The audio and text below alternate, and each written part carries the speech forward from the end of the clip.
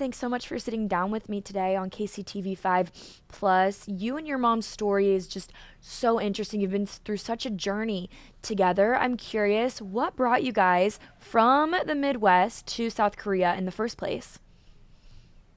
So my mom back in 1989 joined DODS, which is now Dodea Department of Defense Education System.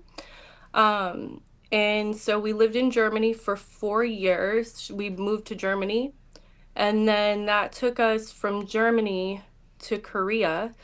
We lived in Seoul for, gosh, she lived there for about almost 20 years, and then ended up moving to Daegu. So she's been in Korea for 30 years, and it's where I grew up. Wow, wow. And so, could you tell me a little bit about what recently has happened with your mom that landed her in a hospital in South Korea? Sure. So early October, about October 7th or 17th, she fell in her kitchen and was there for about 24 hours before she was able to reach somebody. And she had broken her femur. So she had to go in and have surgery for her femur. The surgery went well, but it exacerbated a pre-existing lung disease, which was classified as nonspecific interstitial lung disease. We just found out that it's actually pulmonary fibrosis. So the exacerbation of that disease required intubation, and she was put into the respiratory ICU. So here, if you're not a military family member or military, so any civilians that work here are required to go to the Korean hospitals because there's just not a big enough hospital here for to support the civilians as well. So she was in the respiratory ICU for this is after about a month of being in the hospital recovering from the hip surgery. She ended up going to the respiratory ICU. She's been in there for about 3 months now. She had to be intubated 3 times. The final intubation was for about a month, and then they did a tracheostomy for her because she requires oxygen care. Um, so now she's had a tracheostomy for approximately a month, and she's just been in the respiratory ICU for that long. Wow, she is so strong. I'm so sorry that you've had to go through this. And I know that you recently got news that plans are in the works to get her home to the Kansas City area. Could you tell me a little bit more about that part? Yeah, so it's been a really long road before I got to Korea. I was working on this and I've been here for almost 2 months. So it's been about 2.5 months that I've been working on trying to get her home. Um, you think that, because the government will pay for them to come and go to Korea, like, or overseas. And especially when you're getting ready to retire, they will, of course, move all of your stuff and move you. So we just figured that they would have support to medevac her to the US, and they didn't. It wasn't covered in her insurance. So we really didn't have any options there. It can cost anywhere from like 100,000 to 300,000 and up out of pocket. Wow. So we had to find an option. I went to the embassy. The embassy doesn't have support for this. They just gave me a list of air ambulance companies. This was during the shutdown that I started this, so I had to end up calling headquarters of Dodea in DC because nobody was there to answer the phones at any other part of Dodea. So, I finally got to headquarters and I was put in touch with a retirement and benefits specialist who was helping us just trying to get everything worked out. I ended up flying to Korea. My daughter had been here already for a while. And ever since then, I got here December 21st. And so we've been trying through different mediums. I've spoken with I had a big meeting with like the superintendent, the vice principal, the principal, one of the attorneys for Dodea, the JAG attorney, and the union rep, and nobody knew how to handle this. It's not like something that happens a lot. So there just wasn't a playbook for getting her home. So we've had to reach out just to different people. My mom's principal's been super supportive, and he finally got in touch with the director of Dodea here for the Pacific region. And she, along with the HR director, have been working with the military. They sat down with a couple of the leads here, so like the generals, and finally worked out an option to get her home. I don't know all of the details about that yet. We're just now getting this worked on. It's like a really new development. So, yeah, we're just trying to go from there and see about how we're going to get her home. I do believe it's going to be a military medevac flight. Wow. I mean, through all of this, you spent months trying to get your mom home. 2 months you've been yourself in South Korea. What was the most challenging part through this? Um, luckily, I've had a lot of support. My job's been really supportive. I have supportive family. We have a really big network.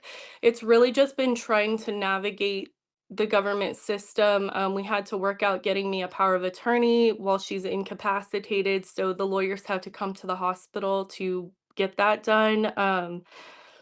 It's really just been trying to stay patient and keeping pushing through, finding different resources, whether through my social media network or, here in Korea. It's just been a tough road to navigate all of the red tape um, through the government systems and them not having a playbook for support for their civilians. Wow. And then I know your mom is unable to advocate for herself right now, so you've been doing that for her. What parts of this process have felt unfair to you? Number one, just, aside from my mom's principal, there really wasn't a lot of support for us coming here. When my daughter came, Um, she was on her own aside from a couple of my mom's friends the entire time. There just wasn't a lot of family support for us getting here. It's a huge financial burden flying overseas. Both of us not working. And just honestly, there needs to be a process for getting people home. Being told that if my mom were to pass away or if she could fly a commercial flight, they would have no problem getting her home. But when she needs them most, there just isn't that process. At some point, they were speaking about if she's to run out of leave, that she could be terminated, and that would leave her without status of forces agreement status, which protects the government employees and military when they're overseas. And also, she could have lost her visa to be here. So she would essentially be um, without proper immigration status in Korea.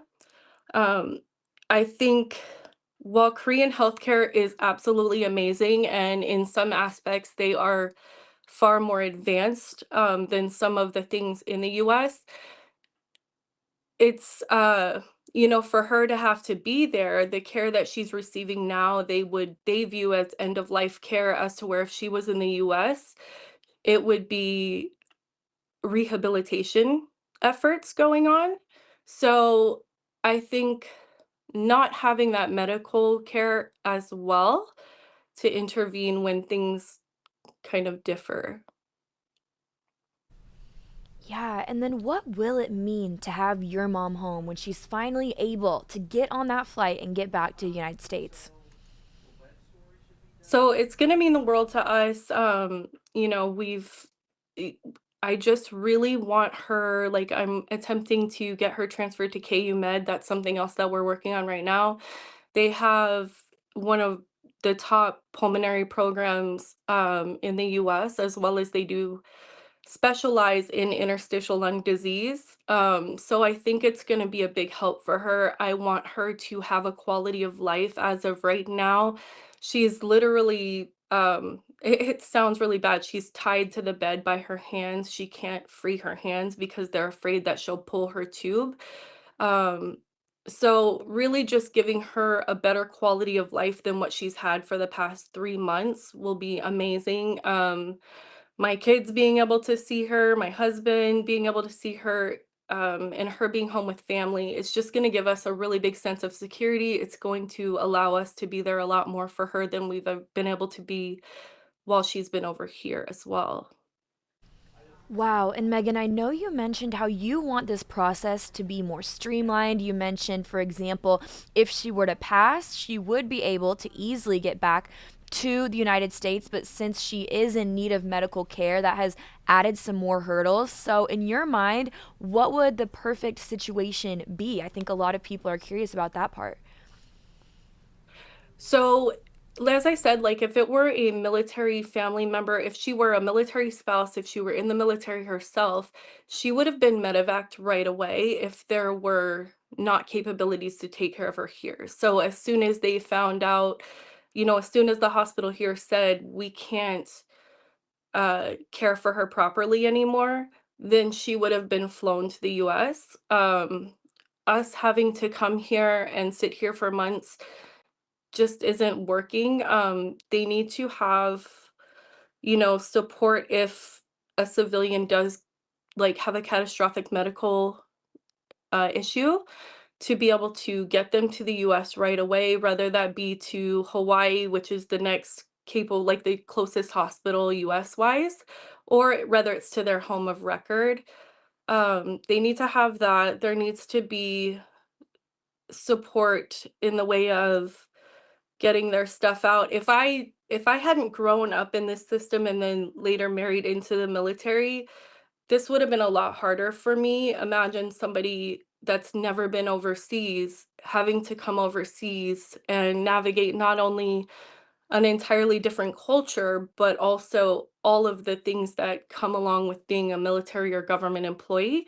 There's a lot of logistics that goes into me having to go on base and schedule her pack out for her house. Me having to come and clean out her house, and get rid of a lot of different things. I've been on my own with this a lot. So just having that support person aside from it being a principal that has to run an entire school as well as has all these kids and teachers they have to deal with. Just having number one, I think the biggest thing is just having that support to get them home. Yeah. Megan, you mentioned all of the extra things that have been added onto your plate. So, what have your days looked like in South Korea? So my mom is only able to have while she's in the respiratory ICU, and this is to prevent any kind of infections. You're only able to visit 30 minutes a day, Monday through Friday. So at 11 to 11:30, I go to the hospital to visit her. And then 9 times out of 10, I'm going on base to try and work with offices up there. I've been at her house, as you can kind of see, kind of getting stuff ready to move. So it's just like cleaning up the house. I've been on the phone with a lot of people, emailing back and forth with a lot of people. It's super busy. My days are full. Yeah. What do you want the community members back here in Kansas City to know as you continue this journey with your mom? So I think most of all is I think there's a big misconception that when you're in the military, you're pretty well taken care of logistically, but when you there are 30 to 40,000 civilians working for the government or military overseas at any given time. Um, Things that I didn't know were that there wasn't really a playbook for something like this to happen, that we would be on our own. Um, it just shouldn't happen that that people are left to be on their own when they're brought over here to work for our government. So I think that I just want to call attention to that. And my overarching goal, as far as media coverage goes, is just getting that information out there, having the right people realize that this is happening and that it could very well happen again. And it does happen. Um, from any member that I've spoken to, they have maybe like, it doesn't happen often in certain areas, but any member I've spoken to, they've heard about having to deal with medical repatriation. Also, when you travel overseas, if you're going on vacation or if you're going to work there, you need to make sure that you have the right coverages, proper insurances. A lot of like my mom's medical insurance doesn't cover getting her home. And I think that's a big problem that when people travel overseas, if they get injured, whether they're there for vacation or for work, that that may be something that they run into. If they get injured, they need to make sure they're covered to get home. So I know plans are in the works, but you don't yet have a set time and day that she's going home. Is that right? That's right. So I have still some paperwork to fill out so that they can get the funding actually approved to get her home. So right now we're in the works of, I got some of the paperwork yesterday that I have to have the hospital fill out. I called KU Med Transfer Center, and they actually can't speak directly to me, so I have to have the hospital reach out to them and provide the records and imaging to let them know what's going on to make sure that they'll accept her. Um, and then once that's done, they'll be able to go ahead and schedule that flight. They're trying to have it done within the week, just a lot more red tape and paperwork to wade through. Yeah, I'm sure it's going to be so relieving once you are able to get her back on American soil and have her close to family once again. Do you have a GoFundMe or any fundraising that community members can contribute to help you guys out?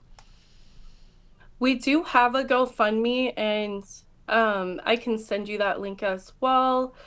Yes, we do have a GoFundMe that we've been raising because again, even if we do have this funded, which I I don't place all my eggs in one basket, even if we do have this funded, she has a lot more going forward that's going to be costly, especially as someone who's going to be retired from the system. It'll come down to a lot more out-of-pocket costs for us.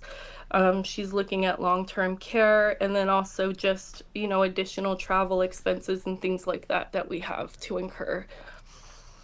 Yeah, Megan, is there anything else that you'd like to add and that you want Kansas City to know as you continue this journey? Um, no, like I said, just make sure that if you travel overseas, make sure you're covered to be able to get home should you need. There are different plans for even people going on vacation. Um, Look at your own insurance coverages, make sure that you are covered in the event of catastrophic illness. Um, I think we're just really excited to hopefully have her at KU Med where they'll be able to take good care of her and start to work on rehabilitation. She's been literally in the bed for over 2 months. So now we're sitting at almost I think 3 months. So she's lost all of her muscle, all of her muscles have atrophied. So it's going to be a long road of rehab for her to be able to get home and Wow. get to some kind of quality of life. Megan, thank you for sharing your story with me today. I think this last point you brought up of just making sure you're covered if you go overseas, it's something that international travelers may not initially think of, and you never know when you will need this coverage. So, again, thank you so much for sitting down with me today on KCTV5. It's been great talking with you. Thank you so much for covering this and working on this with us. It's really been big to have all the support that we can get. And like I said, I'm just trying to open eyes to something like this because through all of the hundreds of comments and like different posts that we've gotten support on, just nobody expected this to be the outcome for her, for somebody that's worked for the government for 40 years. So Wow.